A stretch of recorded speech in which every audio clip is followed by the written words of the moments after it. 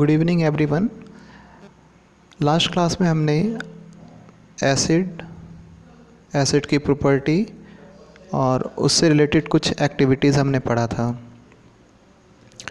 अब चूँकि लॉकडाउन लग चुका है तो हम लोग को ऑनलाइन क्लास ही करना पड़ेगा। तो हमारे पास दो ऑप्शन है, या तो मैं बिल्कुल गूगल मीट या जूम पे पढ़ा सकता हूँ, बट उसमें मैं कुछ प्रॉब्लम देख रहा हूँ कि बहुत बार नेटवर्क नहीं अच्छी होने की वजह से बहुत प्रॉब्लम होता है और टाइम वेस्टिंग बहुत ज़्यादा होता है। तो मैंने सोचा है कि एक वीडियो मैं यूट्यूब में डालकर देखकर मैं आपको बताने की कोशिश कर रहा हूँ। इससे होगा क्या कि हमारा कुछ टाइम बच जाएगा। प्लस इसमें एक दूसरा फ़ायदा ये है कि सपोज़ 7 बजे मैं टाइमिंग रख रहा हूँ, किसी को कुछ अगर काम आ जाता है तो अगर उस समय अगर वो क्लास अटेंड नहीं कर पाते हैं तो कभी और टाइम अगर उनको मिलेगा तो वो अटेंड कर सकते हैं। तो इसलिए मैंने इसे सोचा है कि मैं इसे यूट्यूब में आपको मैं सेंड करके वीडियो बना दूं। फिर भी अगर आपको अगर प्रॉब्लम होगा तो मैं गूगल मीट में ऑनलाइन क्लास करने के लिए रेडी हूं, बट आप पहले से देख लो। ठीक है, अब हम लोग आगे बढ़ते हैं।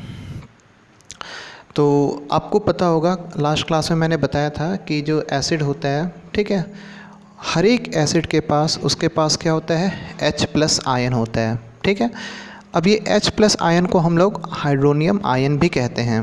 ठीक है, क्योंकि H+ सिंगल एग्जिस्ट नहीं कर पाता है। ठीक है, तो हमेशा ही आपको इस फॉर्म में होगा।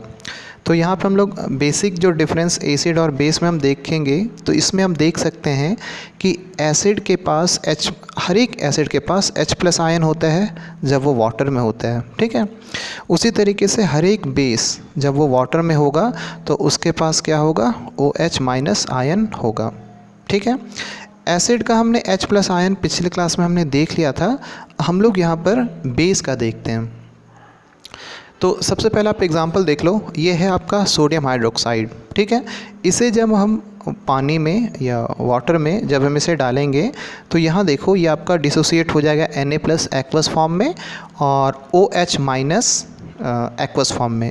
तो आप ये देख सकते हो कि यहाँ पर ये आपका OH- आपको दिखाई दे रहे हैं। ठीक है, इसका मतलब है कि बेस को आप अगर वाटर में अगर डिज़ोल्व करोगे तो वहाँ पे आपको OH- दिखाई देगा।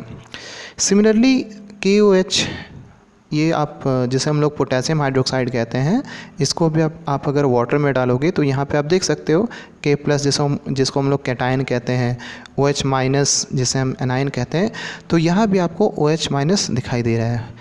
उसी तरीके से MgOH2, ये आपका सॉलिड है, इसको भी हम वाटर में डालेंगे तो ये आपका कैटायन और एनायन में टूट जाएगा।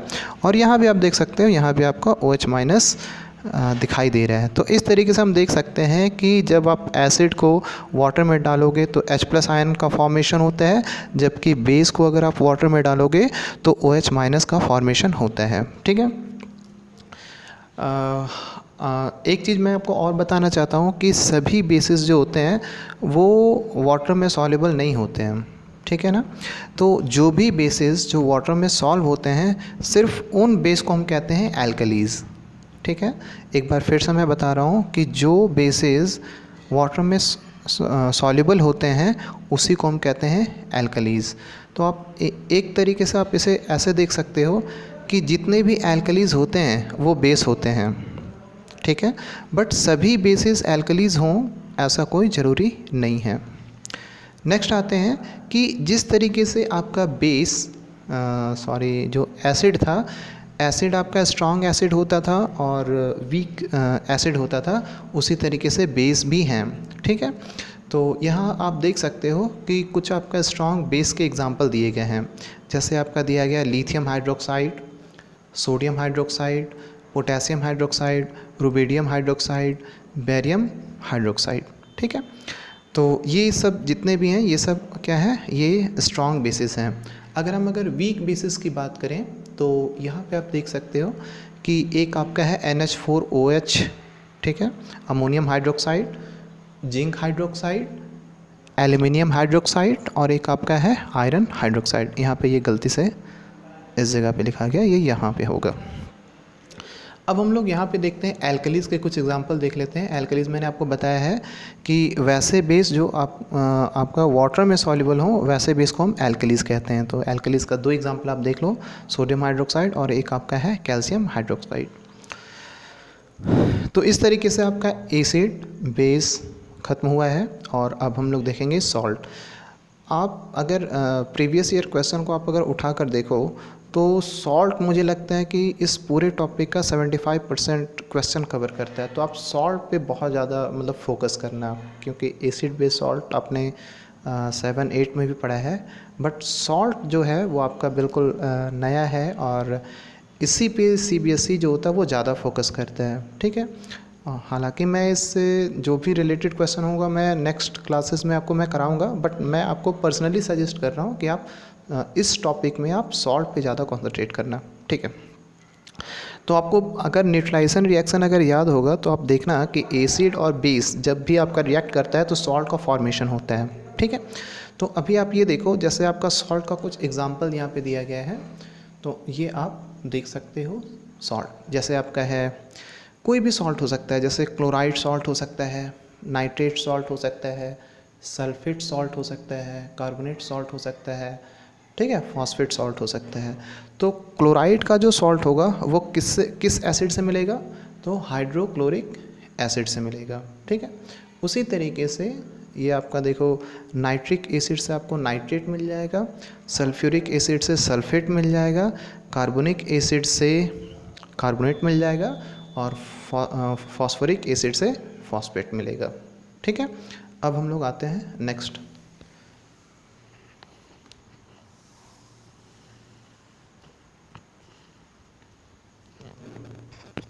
अब कुछ एग्जाम्पल आपका दिया गया है, एग्जाम्पल ऑफ सॉल्ट्स। ठीक है, एग्जाम्पल ऑफ सॉल्ट्स, तो जैसे ये आप देखो, जिंक सल्फेट ZnSO4। तो देखो जो सल्फेट है इसका मतलब इस सॉल्ट को बनाने में ज़रूर सल्फ्यूरिक एसिड की मदद ली गई होगी। ठीक है, उसी तरीके से मैग्नीशियम क्लोराइड है। तो मैग्नीशियम क्लोराइड जो ये जो क्लोराइड है वो किससे बनेगा, तो जो क्लोरीन जैसा कोई चीज़ होगा, है ना, तो हाइड्रोक्लोरिक एसिड से ये आपका बना होगा। उसी तरीके से एल्युमिनियम सल्फेट कौन से एसिड से बना होगा, तो सल्फ्यूरिक एसिड से। और ये आपका जो दिया गया है आयरन क्लोराइड, तो ये आपका बना होगा HCl हाइड्रोक्लोरिक एसिड से। ठीक है, अब क्वेश्चन ये आता है कि जो सॉल्ट होते हैं वो एसिडिक होते हैं, बेसिक होते हैं या न्यूट्रल होते हैं। तो आपको मैं बता दूं कि आपका ये तीनों होते हैं। ठीक है, तो ये आपका एसिडिक भी हो सकते हैं, बेसिक भी हो सकते हैं और न्यूट्रल भी हो सकते हैं। तो इस तरीके से जो सॉल्ट होंगे वो एसिडिक इन नेचर भी हो सकता है, बेसिक इन नेचर भी हो सकता है और न्यूट्रल भी हो सकता है। वो डिपेंड करेगा कि उसे बनाने के लिए कौन से एसिड और बेस का यूज़ किया गया है। ठीक है, तो इसे समझने के लिए हम लोग देखो, एक घर में ही आप देख लो कि जैसे आपके घर में आपके मम्मी फादर हैं, है ना, तो कभी किसी घर में फादर स्ट्रांग होते हैं, किसी घर में मदर स्ट्रांग होते हैं। तो उसी तरीके से यहाँ पे है, जैसे आप यहाँ देखो कि जैसे ये आपका ये जो एसिडिक है, अगर ये जो सॉल्ट होगा वो एसिडिक तब होगा जब एसिड स्ट्रांग हो और बेस वीक हो। ठीक है ना, उसी तरीके से कोई भी सॉल्ट बेसिक तब बनेगा तो जो स्ट्रांग होगा उसी तरीके का सॉल्ट बनेगा। तो जैसे यहाँ पे अगर बेसिक है मतलब यहाँ पे बेस स्ट्रांग होगा और एसिड वीक होगा। ठीक है, और न्यूट्रल कब, जब दोनों सेम कैटेगरी के हों, जैसे अगर स्ट्रांग बेस हो और स्ट्रांग एसिड हो, है ना, वैसे केस में आपका सॉल्ट न्यूट्रल बनेगा। या फिर ऐसा हो सकता है कि वीक बेस हो और वीक एसिड हो, ठीक है, वैसे केस में भी आपका सॉल्ट न्यूट्रल ही बनेगा। ठीक है, तो एक बार मैं रिपीट कर दे रहा हूँ, अगर आपको अगर थोड़ा कन्फ्यूज़न हुआ होगा तो मैं एक बार फिर से रिपीट कर दे रहा हूँ। सॉल्ट जो होते हैं वो एसिडिक, बेसिक और न्यूट्रल तीनों नेचर के होते हैं। ठीक है, वो एसिडिक कब होगा, जब एसिड स्ट्रांग होगा और बेस वीक होंगे। वो बेसिक तब होगा जब बेस स्ट्रांग होगा और एसिड वीक होगा। न्यूट्रल कब होगा, या तो दोनों ही स्ट्रांग हो, बेस और एसिड, और या दोनों ही वीक हों, वैसे केस में आपका न्यूट्रल सॉल्ट बनेगा। ठीक, अब आगे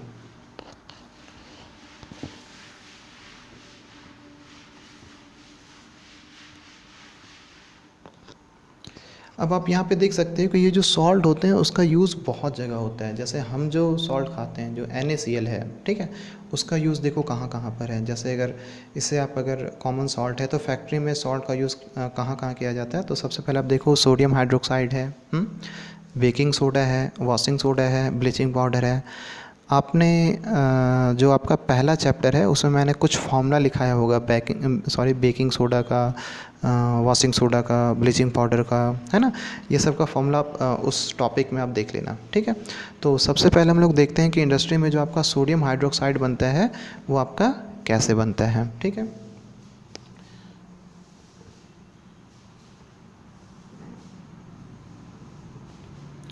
तो सोडियम हाइड्रोक्साइड, ठीक है, इसमें आपका होता क्या है कि देखो सबसे पहले आप ये देखो कि ये जो आपका इसे हम लोग ब्राइन सॉल्यूशन कहते हैं, ठीक है, एग्जाम में बहुत बार आया हुआ है। तो आप देख लो यहाँ पे बोला गया है when electricity is passed through an aqua solution of sodium, ठीक है। तो इसे अगर एक मिनट में इसका जो पीछे मैंने रिएक्शन लिखा होगा,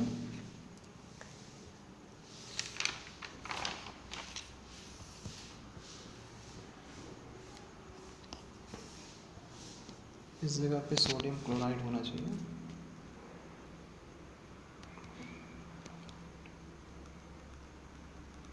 ठीक है।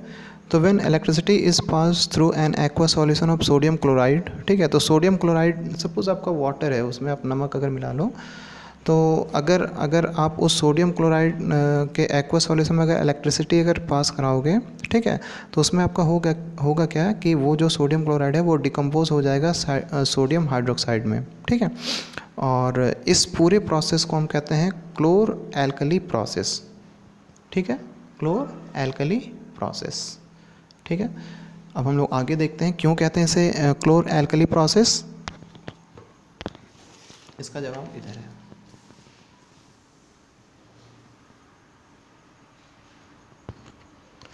तो अभी आप ये देख सकते हो पिछले जो पेज था उसमें आपका देखो ये आपका NaCl है, ये एक्वस फॉर्म में है।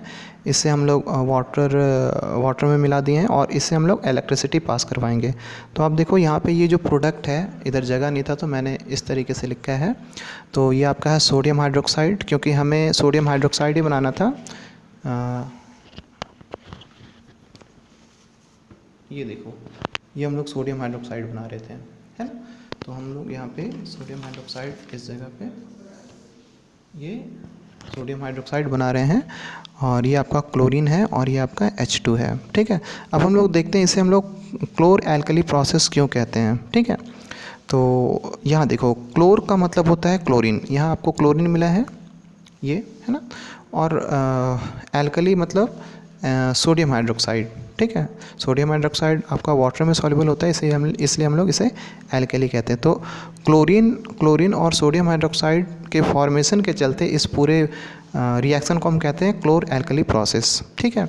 और इससे रिलेटेड एक और आपका इम्पॉर्टेंट टर्म मतलब थिंग है जो आपको थोड़ा ध्यान में रखना है कि जो आपका क्लोरीन गैस जो होता है वो आपका एनोड में फॉर्म होगा, जबकि हाइड्रोजन गैस होगा वो कैथोड में होगा, ठीक है। तो इस तरीके से आप आज पहला क्लास है तो मैं आज थोड़ा कम ही पढ़ाऊँगा और आप लोग थोड़ा सा बताना कि ये आपको मतलब कैसा लग रहा है, समझ में आ रहा है या नहीं आ रहा है, ठीक है।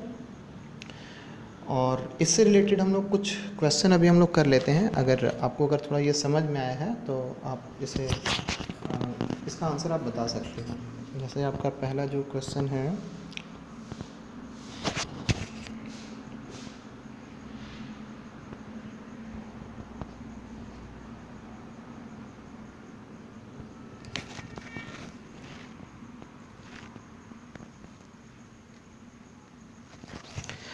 एक क्वेश्चन है which acid is injected by the sting hair of nettle leaf, ठीक है।